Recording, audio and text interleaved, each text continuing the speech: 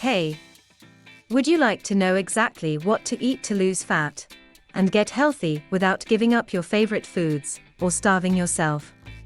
Doing keto right. I'm gonna explain some basics, so listen up.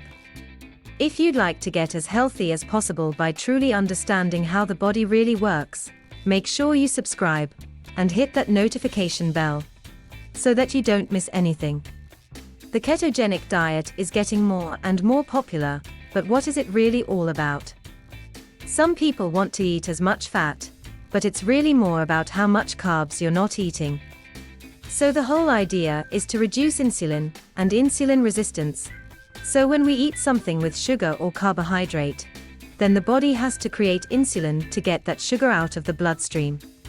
And when we eat carbs, we get a quick blood sugar rise. So we need a large insulin response, and over time, that leads to insulin resistance. And that's the whole purpose of the ketogenic diet, is to undo the damaging effects of insulin resistance. So what is a high-fat diet? That's really the crux, because most people think that high fat is anything over 25% fat. Because most politically correct diets are low fat, which means 25% or less. So when we get up to a 40 or 50 or 60% diet, they think that's outrageously high fat. But the problem is 60% fat isn't high enough, because it still allows 40% of calories to come from carbohydrates and protein. And 40% is going to trigger a whole bunch of insulin still. So carbs have a very strong insulin response. Proteins have a slight insulin response, and fat has zero, or negligible, insulin response. So what most people try to do when they want to lose weight is that they just try to cut back on everything. That's called starvation. And the body doesn't like starvation in the long run, so it's not sustainable, and that's why most restriction diets don't work. Deprivation diets don't work. So if you cut back on the carbs, then you have to increase something else, and the only thing that you can increase without creating more insulin resistance is fat. Now the good news is, there are healthy fats. Fat has been demonized, because we have all these terrible processed fats. We have trans fats, and processed vegetable oils, and shortening, and all those fats are terrible, they will kill you. But it's not about saturated versus unsaturated, it's about processed versus unprocessed. So what you're looking for is whole healthy fats. Things like butter, and coconut oil, and olive oil, and even lard, if it comes from a healthy animal. Of course, you can also include healthy vegetable fats, and fish fats from avocado, and fish, and nuts, and things like that. Those are all good healthy fats, and you can eat as much of those as you like. So the key is, in order to get the ketogenic effect, in order to get the body to rely more on fat burning than carb burning, to train your body away from a carb metabolism to a fat metabolism then, which is the only way to actually start burning the fat that is stuck on your body, you have to get very, very low carb. So we're talking, some people can get away with about 50 grams of carbs a day, and they start transitioning into a fat-burning metabolism. Other people, they're kind of so stuck in their insulin resistance that they have to cut way back, maybe as low as 20 grams a day, to help the body to transition and make those changes. So a ketogenic diet can be very beneficial for most people's health. For some people it might be the only way to lose weight without starvation. And if we starve ourselves, it's not sustainable, because your body will protest, and you'll go right back to what you were. So how do you get into the ketogenic diet? How do you transition into it without feeling bad all the time? So first, you want to try to cut out your processed foods. They are usually very high carb, but they are also very low nutrient. So cut out the white sugar, the white flour, all the breads. And cut out all of the processed vegetable oils that have no nutrients, and are full of chemicals and rancid byproducts. Those are the things that interfere with your health. So once you've got those out of the way, now you have a more nutrient-dense food supply for your body. And then, once you've done that, you're less dependent on carbs already, and you're gonna have fewer cravings. So now you start gradually cutting back. Maybe cut back 10% per week on carbs, and increase gradually on protein and fat. And then, once you're more into sort of like a paleo diet, you've eliminated grains, you're eating mostly vegetables and meat, and fish, and healthy fats. Now your body is ready, so now you can cut your carbs way down. And you want to keep track of your carbs. You want to keep a food diary so that you know how much is going into your body.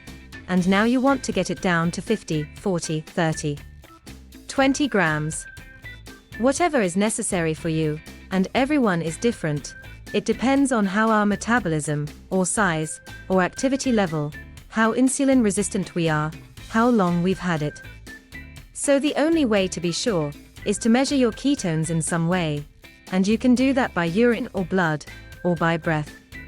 And then, the next question is, once you're in ketosis, you're doing fine, you're losing some weight, how long do you need to keep that up? How long is a right time? Well, for some people they might want to do it for a lifetime. For other people, they may not need to do it for a lifetime. So after you've done it for 6 months, or a year or 2, then you might feel like you've reached your health goals. Maybe you have no cravings. You've reached a stable weight, you're feeling good. At that point you can either continue to do it, or you can try to reintroduce some carbs. And I would do that very gradually. And I would really notice how the body is doing. And the main reason that you would want to do it is just to give yourself a little bit more variety of foods. So you can still be on a keto diet. What you want to have is a lot of vegetables. Vegetables are low carb. They have a very low glycemic index, meaning that your blood sugar doesn't rise very much, because they have a low degree of sugar that is embedded in fiber. So it's released very slowly in the body.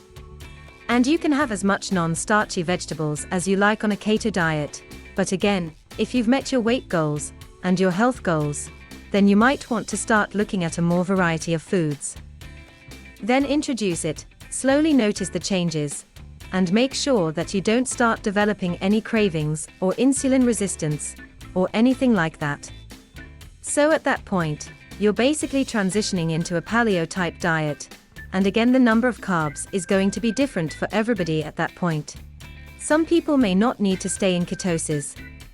So they might get up to 70, 80 grams of carbs a day, and still be fine with that. But it's still a low carb diet. And you want to understand that white sugar and white flour will never have any major place. I mean, if you have a teaspoon here and there, it's probably not gonna kill you. But it will never have a place in a healthy diet for humans, because it's not what we're designed to eat. If you want to take all the guesswork out of your diet and follow a guaranteed to work plan, then you'll love this brand new custom keto meal plan service. For the last few years, we've united leading nutritionists, personal trainers, and chefs to develop custom keto meal plans that are effective, convenient, cost-effective, and most importantly, enjoyable. And when I say custom meal plan, I mean it.